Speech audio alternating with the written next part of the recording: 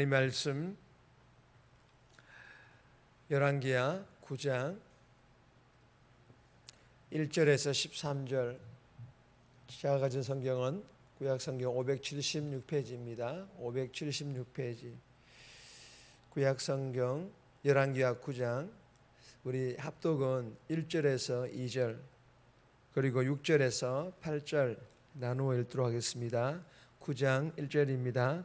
선지자 엘리사가 선지자의 제자 중 하나를 불러 이르되 너는 허리를 동이고 이 기름병을 손에 가지고 길르한 라못으로 가라. 거기에 이르거든 님시의 손자 여호사밧의 아들 예후를 찾아 들어가서 그의 형제 중에서 일어나게 하고 그를 데리고 골방으로 들어가. 6절입니다.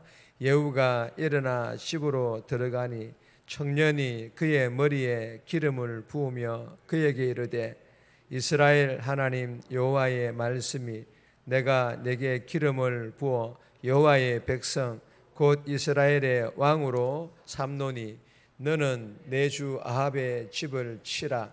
내가 나의 종 곧 선지자들의 피와 여호와의 종들의 피를 이세벨에게 갚아주리라. 아합의 온 집이 멸망하리니 이스라엘 중에 배신자나 노인자나 아합에게 속한 모든 남자는 내가 다 멸절하되. 아멘. 오늘 본문의 제목은 예후의 기름 부음 그리고 하나님의 심판의 시작.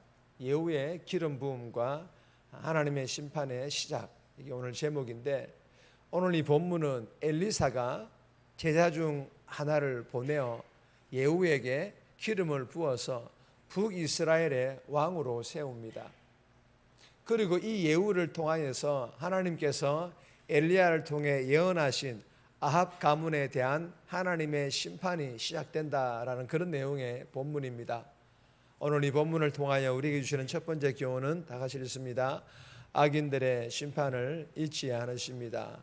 우리 하나님께서는 악인들의 심판을 결코 잊으시는 하나님이 아니다, 결코 잊지 않으신다라는 그런 교훈입니다.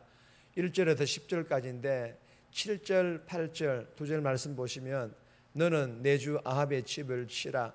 내가 나의 종 곧 선지자들의 피와 여호와의 종들의 피를 이세벨에게 갚아주리라. 아합의 온 집이 멸망하리니 이스라엘 중에 매인자나 노인자나 아합에게 속한 모든 남자는 내가 다 멸절하되. 너는 내 주 아합의 집을 치라. 여호와의 종들의 피를 이세벨에게 갚아주리라. 아합의 온 집을 멸망하리니 개들이 이세벨을 먹으리니 그를 장사할 사람이 없으리라. 이 말씀도 기록이 되어 있습니다. 여러분 7절에서 10절까지의 말씀은요, 온통 아합의 멸망을 이야기하며 이세벨이 비참하게 죽을 것을 말씀하시고 계십니다. 여러분 이유가 무엇인지는 열왕기하를 묵상하는 내내 밝히고 있습니다. 아합은 악한 왕의 대명사이며 이세벨은 우상 숭배의 대명사였기 때문입니다. 즉 아합과 이 이세벨은 이스라엘 나라 전체를 죄를 짓도록 우상 숭배에 빠지도록 조장했을 뿐만 아니라 앞선 열왕기상 21장에 기록된 나봇의 포도원 사건, 즉 무고한 사람을 많이 죽였고 무수히 많은 하나님의 종들을 무자비하게 학대하고 죽였습니다. 누가 말입니까? 이 아합과 이세벨이 말입니다.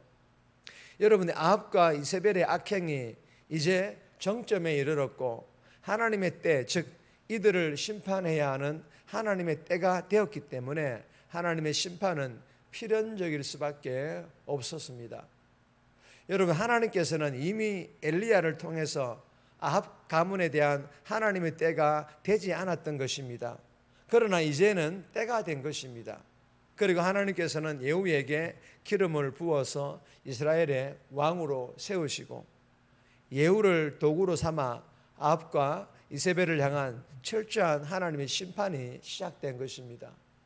오늘 이 본문에서 이들을 향한 하나님의 심판이 시작되었음을 알리고 있습니다. 사랑하는 여러분, 오늘 이 본문을 통하여서 우리에게 주시는 교훈이 무엇입니까? 세상에 온갖 악이 흥행하고 악인들은 승승장구하는 것 같고 악인들의 기세가 끝나지 않은 것처럼 보일지라도 절망하지 말라라는 것입니다.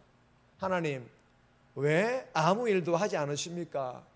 저들이 저렇게 기고만장하도록 보고만 있을 것입니까? 라며 원망도 불평도 하지 말라라는 것입니다.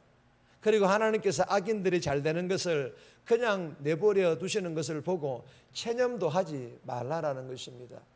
여러분, 왜 악인들이 잘 되는데도 절망하지도 원망 불평하지도 체념하지도 말라는 것입니까? 악인들에 대한 심판을 하나님께서 잊지 않으실 뿐만 아니라 반드시 시행, 즉 하나님의 때에 하나님께서 심판하시기 때문입니다. 저와 여러분들이 이 새벽에 주신 이 교훈을 마음판에 잘 새겨서 악인들을 향한 하나님의 정의는 하나님의 때에 반드시 심판으로 집행되고 의인들을 향한 신원과 축복도 하나님께서 결코 잊지 않으신다라는 이 진리를 기억하여서 오늘 명절 마지막 날 감사하며 찬양하며 그리고 죄와 싸워 이겨 의인다운 즉 성도다운 그런 복된 삶 살아갈 수 있기를 주님의 이름으로 축복합니다. 두 번째 주시는 교훈입니다. 하나님만이 참된 주권자입니다.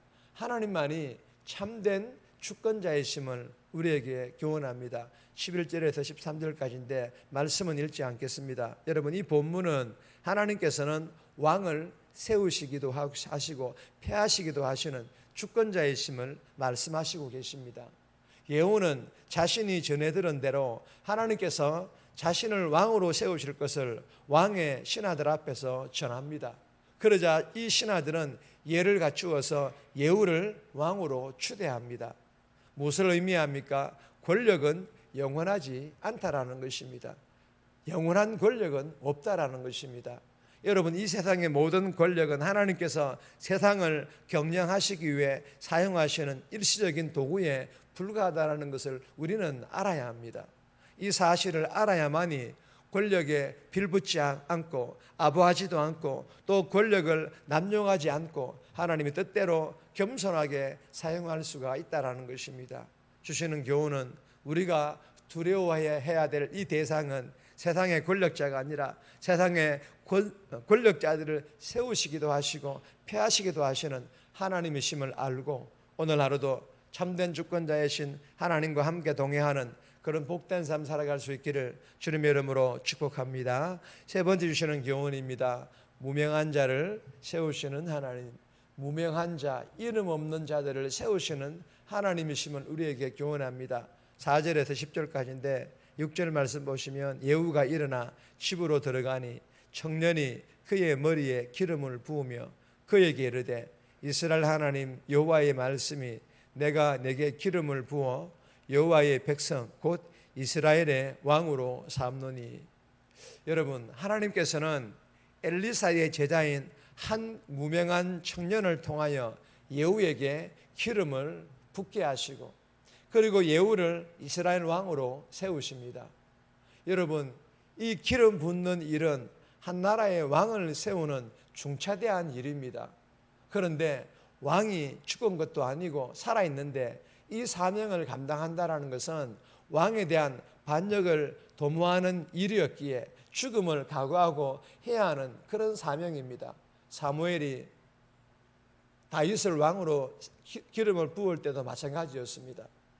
그럼에도 이 무명한 청년은 하나님의 명령, 즉 자신에게 주어진 사명을 충실하게 감당하고 있는 그 내용을 오늘 본문에서 기록을 하고 있습니다.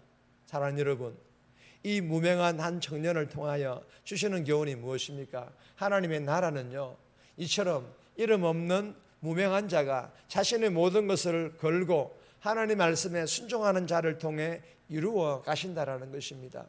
주신 교훈을 마음판에 잘 새겨서 다른 직분자들에 비해 무엇 하나 잘하는 것 없는 그런 무명한 자여도 하나님께서 나를 사용하시기를 원하신다면 복음의 빚진 자로 사랑의 빚진 자로 아멘하며 순종하여 하나님 나라와 교회의 부흥을 위하여 내 시간, 내 몸, 내 물질을 들여 충성봉사 헌신하는 그런 헌신자들이 저와 여러분들 다 되어서 주님의 나라를 위하여 이 교회를 위하여 다음 세대를 세우는데 아름답게 멋지게 사용되어질 수 있기를 주님의 이름으로 축복합니다.